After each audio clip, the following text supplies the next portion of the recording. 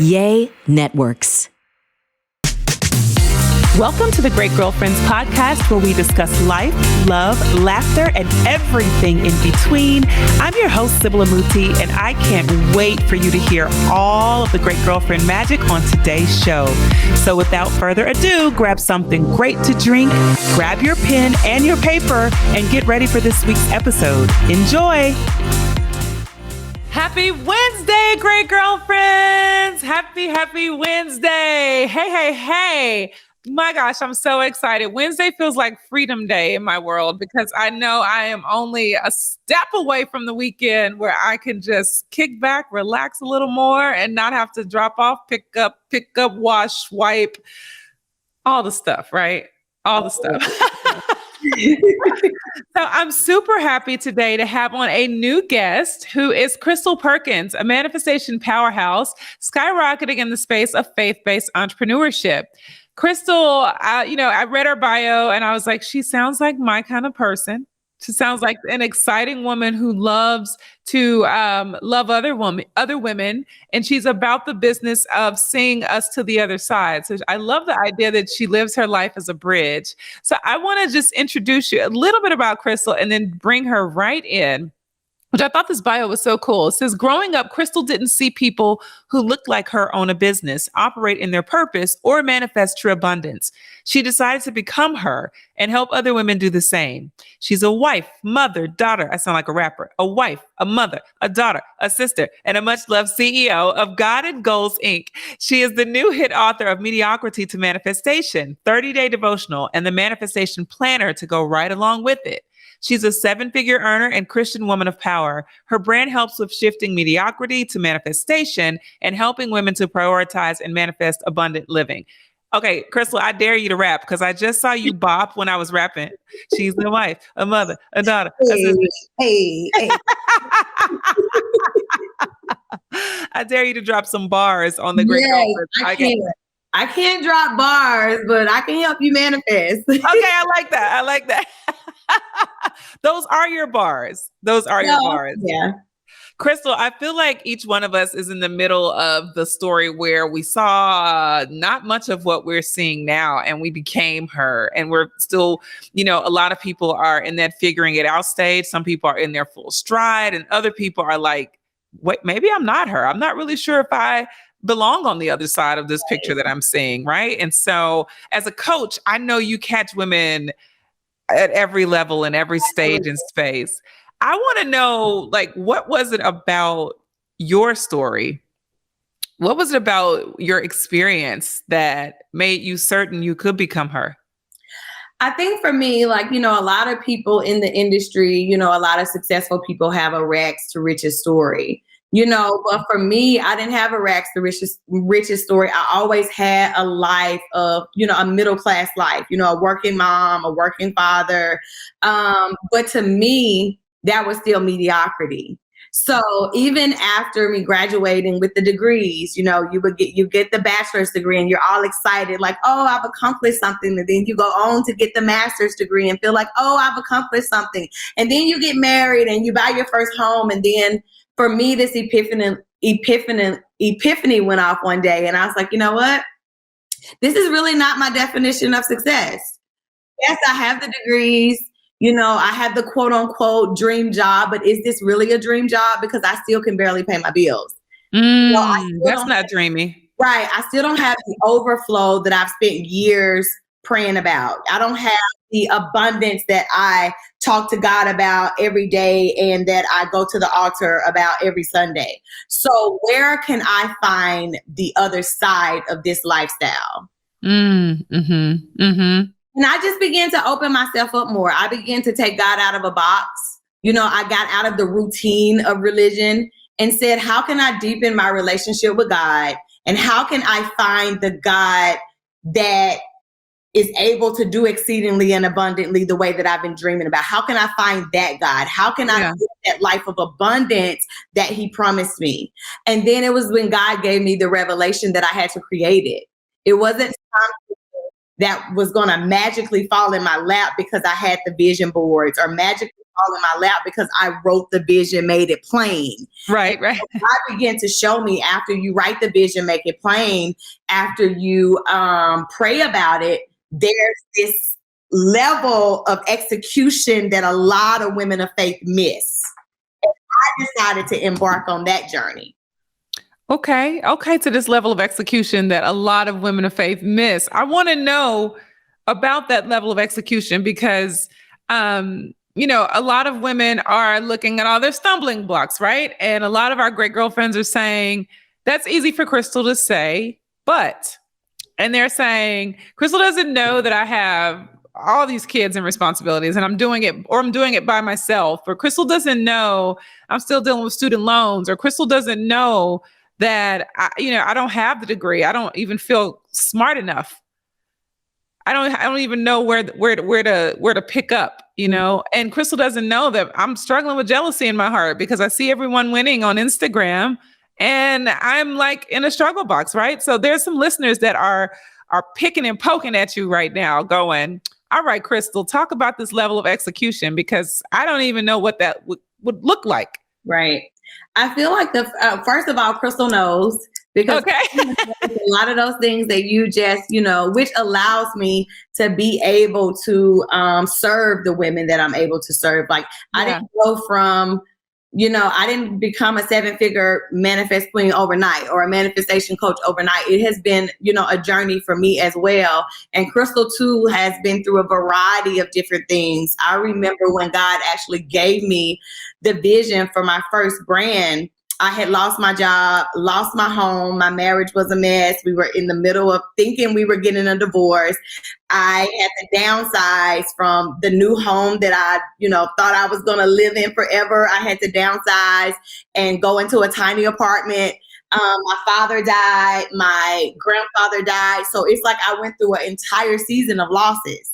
Mm-hmm. And it was still in that season when God gave me the vision, even though I didn't have the money. I didn't, know how to start. I didn't know where to start because mentorship and coaching, it wasn't a thing when I started in 2014, 2013. Nobody was teaching you how to build a brand. There were no courses. There was no, online Instagram coaches. And although I didn't have all of those things, and although it seems like my back was up against the wall, I did have 2 strategies that will always stick with me, and that was faith and obedience. Mm-hmm. That allowed me to elevate my mindset in a place to where I believed even when I didn't see it. I believed even when my bank account was in the negative. I just took the vision that God gave me. I activated my faith and my obedience, and I said, nothing is going to stop me from getting this done. Mm-hmm. And I took a level of sacrifice. And that's another level of the part of execution that women miss. I didn't have the money, but I was willing to sacrifice what I did have. So I stopped going to the beauty salon. I stopped getting my nails done. I stopped shopping for 2 years. I stopped eating out so much. And all of the money that I was able to save from those, levels of sacrifice went right into building my brand. And it took me over a year to build it, but it was done. Yeah. Yeah. And so it's not that you have to have it all together all the time. It's a matter of how can I elevate my mindset and use what I do have to start. Mm-hmm. Mm-hmm. Mm-hmm. That's so true. It's really good. And it's helpful because I think sometimes so many people feel overburdened before the start and they're like, I can't press start on this, or I can't add something else to my plate. And I found in my own life, Crystal, that part of the reason that vision or in the things that God was showing me became so heavy was because I was carrying so many other things that I wasn't even supposed to be carrying. And the minute I had the courage to, wipe my plate of some other responsibilities and hand them over to other people who were far more qualified actually than I was to do it. Who knew my kids could wash dishes the way they could wash dishes? Right. Who knew they could wash clothes, or other people could play these roles? But it wasn't until then that I found I had the room, I had the time, I had the wisdom to start. And then all the sustaining power was in the process. I talk about in my book, and that's something also that's included in my coaching program, is unlearning the superwoman mentality. Because we give all of our energy to our spouses, our significant others, our children, our careers, the household. And so what we don't realize is we actually have all the time in the world. We just have to break free from that superwoman mentality. Yeah. And we have to start giving our mothers, our children, our spouses, giving them some of their own stuff back to carry. Yeah. And that's what I did. So I had to tell my husband, I said, I'm going to give you some of your stuff back. I'm after a vision. I'm after a new life that God has for us. So everybody got to start pulling their own weight, because I have to put all of my energy and power into what God has called me to create. Yeah. Yeah. You know, it's so funny. I'm having a winning moment this week. I'm going to share with you and great girlfriends. This is a winning moment. Somebody else might be like, that is a crazy moment. But for me, I'm like, I'm over here winning. So my sister and her husband, my brother, are in town. And they were cooking or looking for stuff in the kitchen. And he was asking me, my brother loves to like get involved and help out when he can. And my husband's actually out of town this week. So it's me and the kids, and then my sister and her husband, who's my brother. And so he was asking me where something was in the kitchen, and I legitimately didn't know. Like a cleaning product or something. And then he asked me about what days the garbage trucks come to take the cans out. I was like, I don't know. And it was a few things where he was like asking that I legitimately don't know, nor do I care about actually. Right. And I was so proud of myself. Listen. And I told him, I said, Ed, I mind my business. I mind my business. And I've learned in my house that we can all mind our business, and this ecosystem can still flow. I was Absolutely. so proud as a mom and so honored that I did not know the things that I used to hover over. And I'm like, Yes. I don't know where the bleach is or the garbage. I don't even know. I don't care, because it's not my business and it's getting done. How about that? Absolutely. Oh my gosh. I love it. So I'm proud of myself. So anyway, that is definitely a win. I'm winning. I'm winning. I absolutely. can Google it and find out when the trucks come faster than knowing. I'm just Yes. happy that I don't feel the need to know, and I don't feel the need to manage those things. Right. Yet they are being managed. It's like, oh God, it's so good.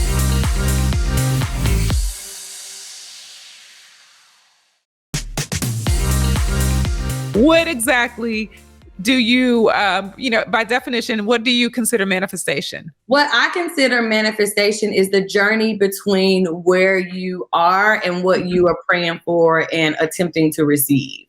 Okay. I am constantly on a journey of manifestation. Mm-hmm. When I have accomplished that thing, it's like I've manifested it. Got it. So, Instagram, we love the gram. However, I've been in some really good conversations about the abracadabra post and the magic post. Getting into the universe, and it's just gonna fall in your lap. The chants and all the things. And I'm a firm believer. I'm a Christian as well as you. I believe whatever you believe has possibility, Absolutely. right? However, my faith lands me in a final place, which differentiates between how I get to things versus other people who are non-Christian. So I don't judge your process, but I do believe that there are some key differentiators. And I'd love if you can kind of for the listener and for me and others, break down the difference between the sort of magic and abracadabra style of manifestation versus faith-based manifestation. For me, I believe the biggest aspect to that is becoming the woman. There's this process of becoming her that cannot be skipped. Because God is never going to bless us with something that we're not prepared for. So as women are doing that hustle work, which I don't even believe in hustling. Like, I don't believe in working hard. I don't believe in 40-hour work weeks. Like, that's not my thing. But the reality is we have been, trained of this work hard identity, right? And me, more of the work should be internal. The alignment, the prayer life, the obedience, the heart posture. How do you treat people? How do you talk to people? What are your intentions? Why do you really want the abundance? Is it just the sun on Instagram? Or are you creating wealth, creating generational wealth and legacy? Is you being blessed going to be a blessing to somebody else? So it's a variety of different things, and being on this journey of becoming her, the woman who is willing to block her ear gates from gossip. She only wants to have positive vibes, have positive thoughts, think positive things, and speak positivity. You know, being able to have your posture in check. You know, some things I don't want no parts of because it brings my energy and my vibrations. Like, it's just really becoming the woman. And I think that's one big part of manifestation that women, you know, miss out on, especially in faith. That honestly should be at the forefront. Before pray about the things, let me first become the woman. Yeah. You know, it's interesting because when I think about how we sort of move in our faith, I think a lot of times there's some unlearning around the communal aspects of faith versus your independent walk and what that looks like and how that independent walk can really make the difference, you know, give you the leadership you need as a woman, you know, the becoming process. And I feel like in that unlearning, there is this idea that hierarchy in relationship, that you need a leader in faith to speak or to pray something over you for you to be that versus, wait a minute, Crystal, I see that face. Versus us really taking ownership, right? I want to hear your thoughts on that because I see your face and your body and your shoulder and your neck and I feel like every woman of faith has the power within to manifest what she desires. Yeah. You know, you don't have to. I think sometimes religion and, you know, we have this boxed in identity where we can't accomplish anything without the confirmation of another being. Yes. And that to me is unrealistic. Because if God has the power to speak through that person, God also has the power to speak through me. I don't necessarily believe that God is going to give anybody else revelation about my life that he can't give to me first. So they're meant to confirm it too. Right. Yeah. Let's talk about confirmation for a minute. Why do we have to seek confirmation in order for us to do what God says and move in the direction that God says? And that's another thing that I began to honor probably about 10 years ago. Not having to have a confirmation. When God speaks to me about a thing, I'm not asking anybody else. I'm not asking for a confirmation. I am moving on that thing.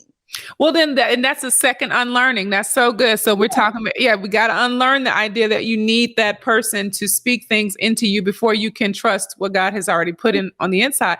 I think a second unlearning is the idea that validation comes from confirmation. Validation comes before confirmation. Confirmation is a high five of something you already know and believe, right? But we shouldn't. I think in the old model, you were not validated until someone else confirmed something that you kind of thought maybe God spoke, or you felt in your heart, or you felt a little sense of knowing.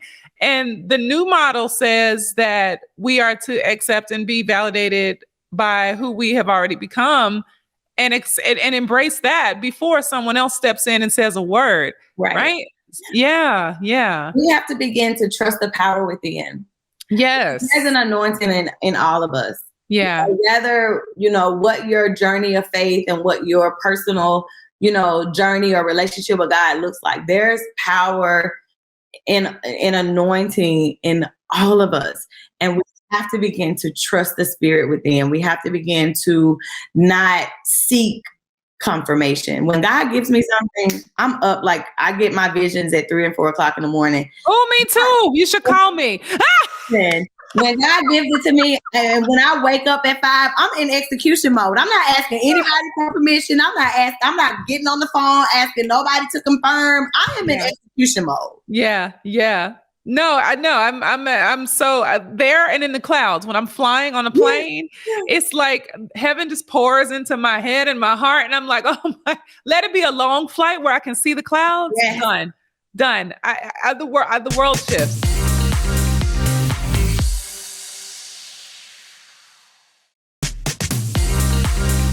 And it's so interesting that you say that. When I think about the becoming and trusting the intuition and learning how to really align in faith, there is, for me, you tell me how your process has looked in the past, but there are periods of isolation Oh, In absolutely. times, right? In times where it's just, yeah, because the funnel is flowing. And if something else pours into that funnel, it's going to really dilute the value of what you are hearing and downloading. And so, what would you say to the woman who is afraid of isolation? Some people won't even give themselves the time. I would tell her it's necessary. And Yeah, not just isolation from the outside world, but isolation from the people directly in your household. There are absolutely. moments when I'm shifting and elevating spiritually where I have to take a step back, and my husband and daughter may have to go to dinner without me, or Yeah, they may have to watch the football game up front without me, because I am in a focus zone where God is downloading in me and I cannot afford any distractions. that's right. That's right. And so it's a very necessary process. It's a very necessary process. It can be lonely in the beginning, but once you get in the habit of it, it becomes so easy to you. Yeah, you actually look forward to it. Like, okay, I'm shutting off. Yes. You get Everyone. excited, like, all right, elevation is here, everybody. Get ready. Yes, yes, let's go, gotta go. And I think it's so true to go back to that, to what we're talking about. Another thing that I think women can take and learn, which I feel is so important, is sometimes when we go back to the idea of confirmation and validation and the difference between those two, sometimes people, not just women, but people become so codependent on others that they don't trust themselves in the process. And yeah, and so there are ways that people in your life you can be a champion in my heart, you can cheer me forward and you can charge me, but I don't have to be codependent. I don't have to rely on you or your presence to move my mountains or to even elevate my processes. So for you, how do you teach women to trust the process without the reliance on other people? I really take them through this journey of, again, that journey of becoming her. It allows you the inner growth and personal development, not just, spiritually, but also interpersonally, like being able to really tap into your true identity. And when you get to that place, it becomes easier for you to trust yourself, because you'll do it and then you'll realize the aftermath, like, wow. And then what you're praying for will happen, or what you're asking for will, be known to you. You're like, wow, I really need to start trusting myself a lot more. And then you have to continue to grow and become, and, continue to trust your instincts and your discernment and really validate yourself. And once you get in the habit of doing it, it's like you become unstoppable at that point. Yeah. Yeah, I love that. Oh, that's good. So, Crystal, what are some of the things that you've been affirming in yourself lately? Oh, honestly, I have been affirming that this journey is never ending. Like I am I'm in one of those spaces where, honestly, if I can be transparent, everything that I've written down over the last 10 years has happened. So I found myself this year in this place of, what's next for me? Like, the biggest thing was retiring my mom. Wow, I awesome. did that in March or April of this year. And I was like, okay, that was kind of like the last thing on my list for the past 10 years. Like, what do I do now? And so then you go to God and you think about those elevated desires and what's next for you, and you create a new list. Yeah. And you just keep going. There's no destination here. So you have to ask yourself, what are some of the other things that I desire to bring to life? What are some of the other ways that I desire to serve and transform? And you go and you create a new list. I love it. I love it. I'm in the season of creating a new list. Yeah. Oh, that's exciting, because things are fresh, and we know that there are seasons to everything, and you're in a new season of manifestation. Yes. And I'm excited about what comes out of that. Thank you. Yeah. Where can great girlfriends keep up with you and learn more about your programs? At the Crystal Perkins on Instagram and Facebook. Okay. And what's up the pike for you right now? Right now, I am focused on definitely Q4 and Q1, just really getting women right now in this mindset of not waiting until the next year to plan the next year. Like, that's Come on. That's another part of manifestation. Like right now, you should be so clear right now about what you want for 2023. Yes. To just enjoy the holidays with no stress. Like, because you already know you are in alignment and you know exactly what you want for the next year. So right now, I'm really trying to shift the momentum and the mindset of women not feeling like they have to wait on January 1 to plan and have the clarity for the next year. It starts right now.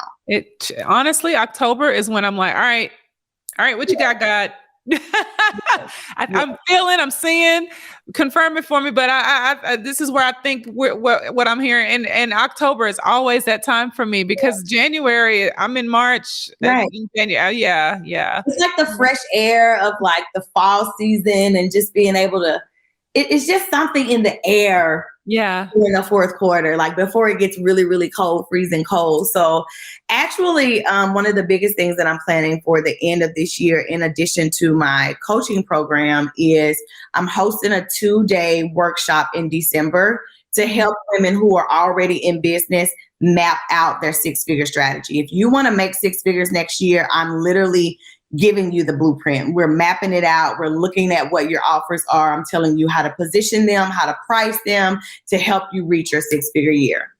Nice. Oh, I'm excited about that. I am too. Thank you so much for being on today. And thank you for sharing your insights and your warm spirit and no rap bars, but you did drop all kind of gems and candy bars and great wisdom for myself and other great girlfriends to move forward with their vision and learn how to manifest in healthy, whole ways from the inside out. Yeah. Absolutely.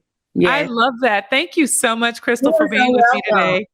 And if I could leave one of my favorite quotes with you and your listeners, whenever you get to a place where you start to overthink your worthiness and just wonder if you, like you said earlier, like I see it happening for everybody else, but is it possible for me? One of the things that sticks with me and my clients all the time is you deserve what you desire.